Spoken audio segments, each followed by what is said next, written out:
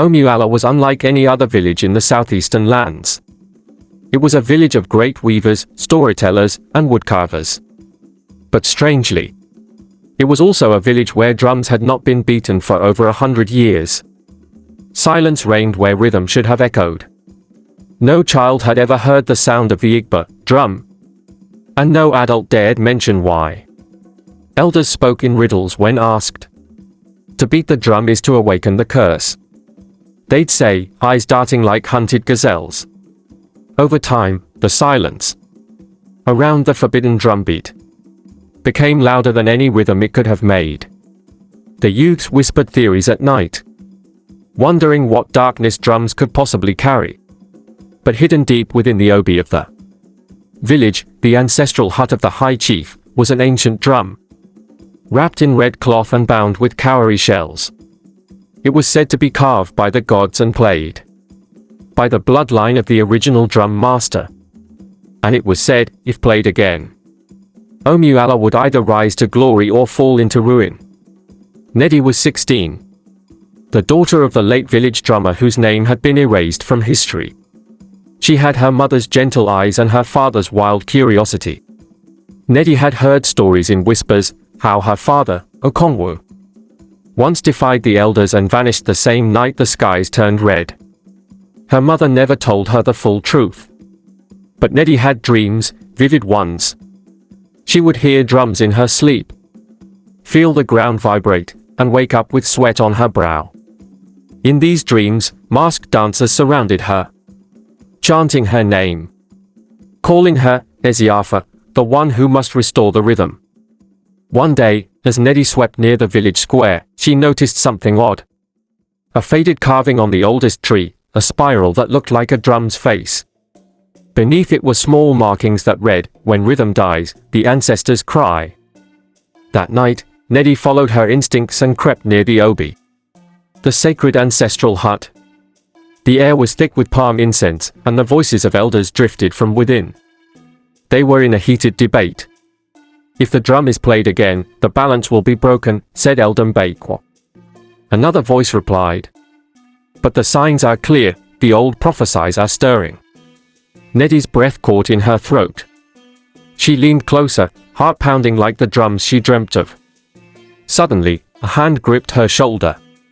It was Nzeko, the blind elder, whose eyes were pale like moonlight, but whose senses were sharper than anyone's. "Curiosity is a fire, Nnedi," he said softly. "If uncontrolled, it burns the whole forest." But to her surprise, he handed her a carved pendant shaped like a drumstick. "The time is coming," he whispered. "When it does, do not fear the rhythm inside you. But know this, every beat calls a spirit." Guided by her dreams and the strange pendant, Nnedi returned to the obi the next moonless night. Inside, beneath a mat woven with goat hair, she found a hidden wooden panel. Lifting it revealed a narrow tunnel lit faintly by bioluminescent moss, a path unknown to even the daring children of Omu-Ala. She followed it down into a circular chamber lined with masks and calabashes. In its center stood the forbidden drum, massive, covered in red velvet, humming with unseen energy. It pulsed like a heart. Nnedi stepped closer, entranced. Her fingers itched to touch it, her chest rising with ancestral energy. But just as she reached out, the shadows in the room began to move. A spirit figure with no face and a crown of thorns emerged. And it whispered, "You are your father's echo. Choose wisely, for your beat could summon freedom, or fury." The next morning, Nnedi confronted her mother, Adora. "Why didn't you ever tell me about Papa's past?" she demanded. Tears filled Adeora's eyes. She sat slowly, her hands trembling. "Because your father was cursed," she said. "He disobeyed the oracle and played the drum. That night, the skies wept blood, and the river ran dry. He vanished into the forest and never returned." Adora pulled out a hidden box beneath her sleeping mat. Inside was a faded cloth, a half drumstick, and a note that read, "If she hears the beat, guide her. For she is the last hope of rhythm." With a deep sigh, Adora held her daughter's face. You carry his spirit, Nnedi. But promise me, if the ancestors call, you'll listen with your soul, not just your ears. Nnedi traveled alone to the shrine of Uluma, where the oracle sat upon a throne of turtle shells and ivory. The oracle was said to speak in tongues, and her visions came through dreams woven into smoke.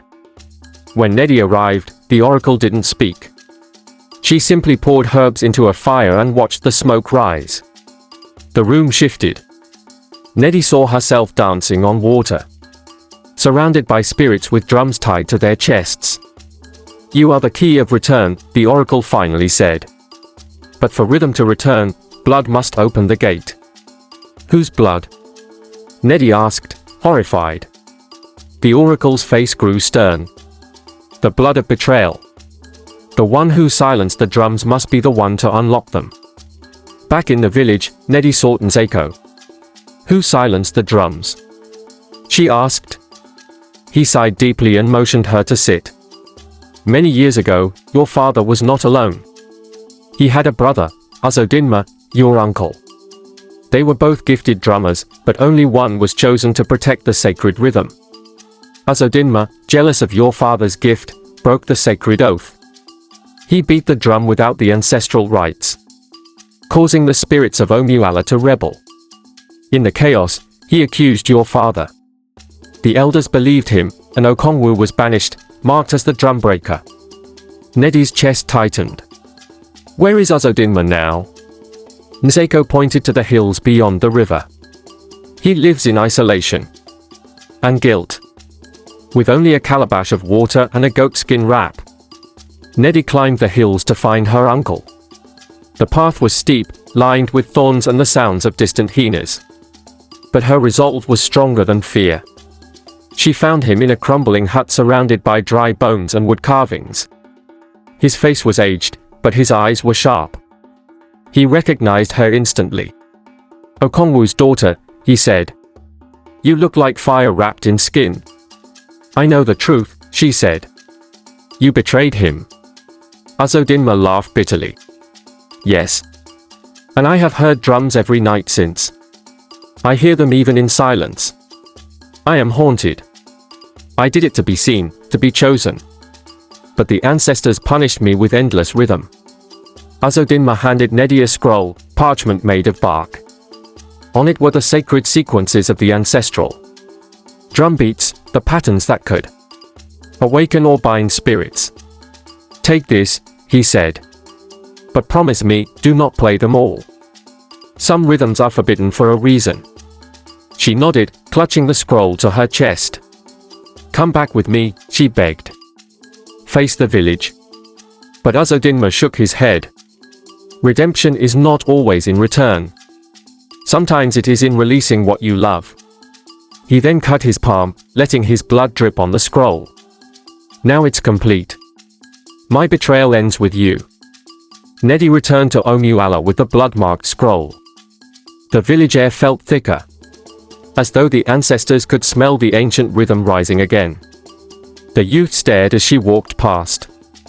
The elders whispered her name like a prayer, or a warning. Adora saw her daughter's resolve and wept quietly. You are walking where men feared to tread, she said.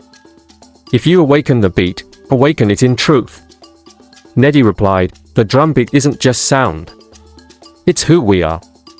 That night, thunder rumbled, and the moon disappeared behind clouds. It was time. Nnedi called for a sacred gathering. No child had ever summoned the elders before. But the gods had already begun shifting the order of things. With the scroll in hand, she spoke boldly. This village lives in silence because we fear our past. But the drum is not our enemy, it is our forgotten voice. Elder Mbako stepped forward, anger rising. You are a child. What do you know of balance? But Nseko silenced him. She knows more than we did at her age. We feared the past, but she seeks to heal it. The elders debated till the fire turned to embers. In the end, a reluctant vote was taken. The drum may be played, but only once, and under strict ritual. Before touching the drum, Nnedi had to cleanse herself in the Og River, sacred river believed to connect to the spirit realm. She entered its cold waters at dawn, alone, as birds watched from the trees. As she submerged, the world blurred. Beneath the surface, she saw visions, her father dancing, her mother crying, spirits wailing, and her own shadow splitting into two. A voice echoed, to carry the rhythm. Your spirit must be one with both pain and power. When she emerged, her body felt lighter, and the pendant from Nzeko now glowed faintly. The ancestors had accepted her. The village prepared a sacred ground for the drum's awakening. Palms were woven into circles, feathers laid on the floor, and kola nuts placed at each corner of the ritual space. Only descendants of the drummers were allowed inside. Nnedi stood at the center, scroll in hand. She read the first sequence, a rhythm for truth, a beat that made liars tremble. As she struck the drum once, the ground beneath trembled slightly. The leaves rustled without wind. People gasped. Children clung to their mothers. Elders dropped to their knees. For the first time in over a century, Omu-Ala heard the beat of its soul. But the drum's rhythm did more than stir memory. It also awakened the curse buried with the silence. That night, livestock screamed in fear. The village river stopped flowing, and a baby was born with white eyes. Nnedi ran to the oracle. I followed the right, she cried. The oracle stared blankly. The rhythm was bound by blood and betrayal. You broke the seal, but not the chain. You must finish the beat, complete what your father began. How? Nnedi asked. The oracle held up a second drumstick, Okongwu's. His spirit waits in the spirit forest.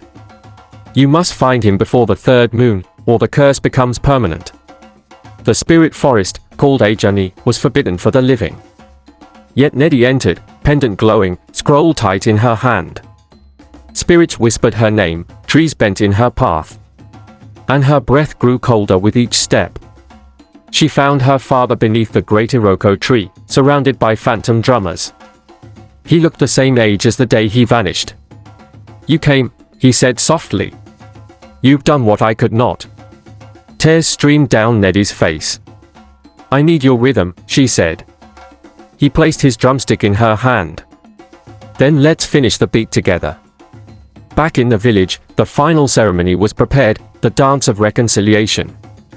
It had not been performed since the era of the Great War. Everyone dressed in ancestral wear. The elders wore white, the children barefooted with clay patterns on their chests. Nnedi stood at the center, her father's spirit beside her, invisible to all but her. She began with the rhythm of truth, then the beat of redemption, then the pulse of unity. Each note shook the air. As she struck the final pattern, the forbidden rhythm of the ancestors, the sky cracked open, and golden light bathed the land. Spirits danced beside the living. The river flowed again. Far away in the hills, Azodinma felt the shift. His ears bled slightly, and the endless drums in his mind stopped for the first time in decades. He wept, crawling to the ground. She did it, he whispered. She ended it. The next day, he walked into the village, barefoot and ashamed. The elders were ready to curse him again, but Nnedi raised her hand. He gave me the scroll. Without him, I would have no rhythm. In a surprising act of unity, Azodinma was forgiven, not because he deserved it, but because Omu-Ala needed healing more than pride. That night, the ancestors sang through the wind. Old women who had lost memory began to recall names of their ancestors. Children spoke in proverbs. Even the birds danced in the sky. Nzeko passed away peacefully that night. Before he died, he whispered, "The drums are back. I can rest now." Nnedi buried him with a drum bead in his hand, his eyes smiling even in death. The village renamed her, Eziafa, the one who returns what was lost. With the rhythm restored, Omu-Ala began to flourish. Trade routes reopened. Drummers from distant villages visited to learn. The drum became a symbol of balance, no longer a fearsome relic. Nnedi established a school to teach sacred rhythms. Not just for performance, but for healing, communication, and ceremony. The first lesson was always, a drumbeat is not noise. It is language. Respect it. Every year, on the day the rhythm returned, the village held a festival.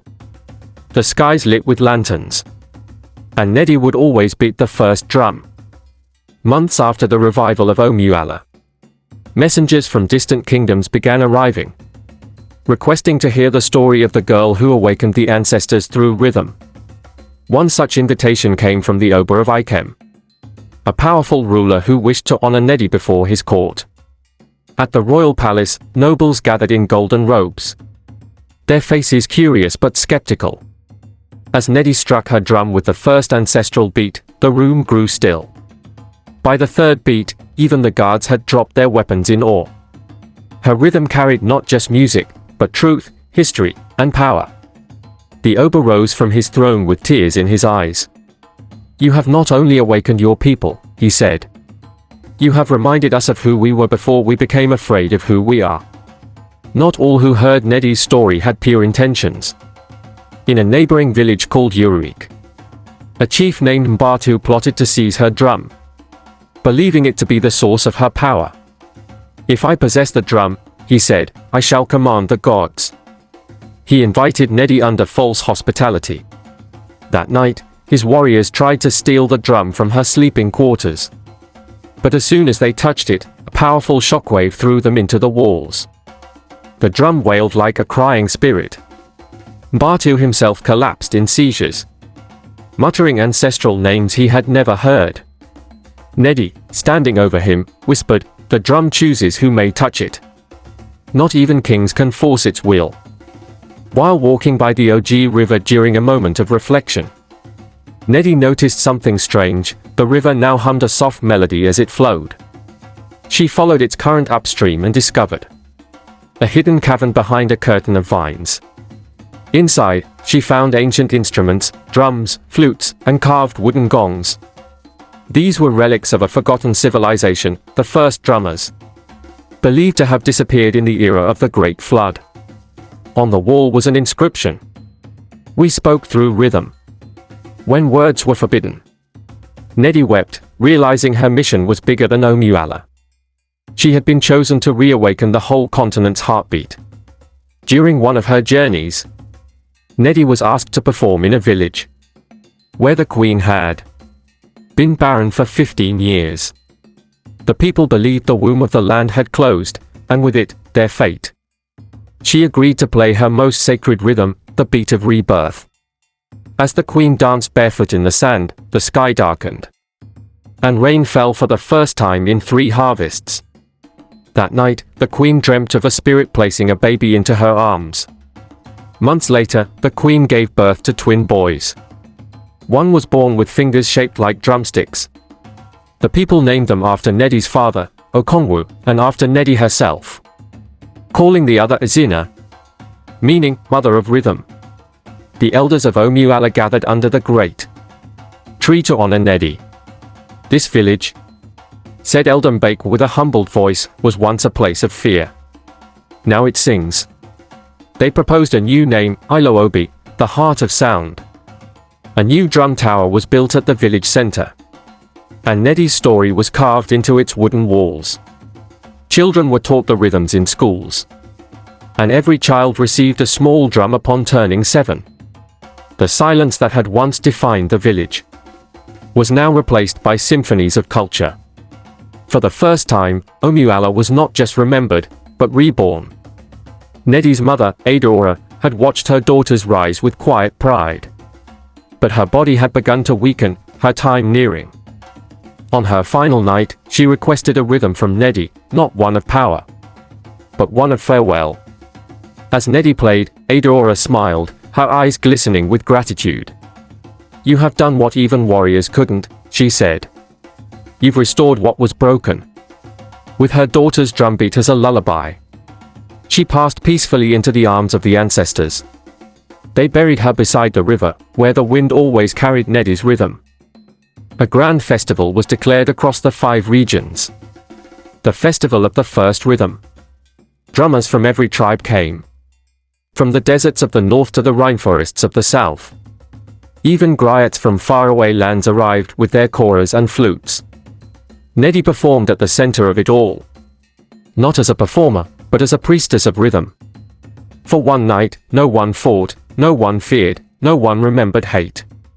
The only sound was music, and unity. Under the stars, people whispered. This is what Africa felt like before the world broke it. But not all tales end in comfort. One night, Nnedi had a dream. A dark child with red eyes stood at the edge of a forest, watching her drum. When humans forget the sacred and chase the selfish, it said, the drum shall turn to silence again. She awoke with a chill and etched the words into stone for future generations. It was a warning, not every rhythm is eternal. Power misused can mute the very song that gave it life. And so, she created the law of the drum, let no one beat for vanity. Or the spirits shall beat them in return.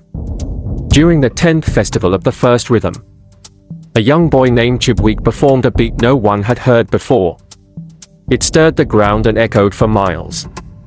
When asked where he learned it, he replied, "A man with eyes like fire taught me in my dream."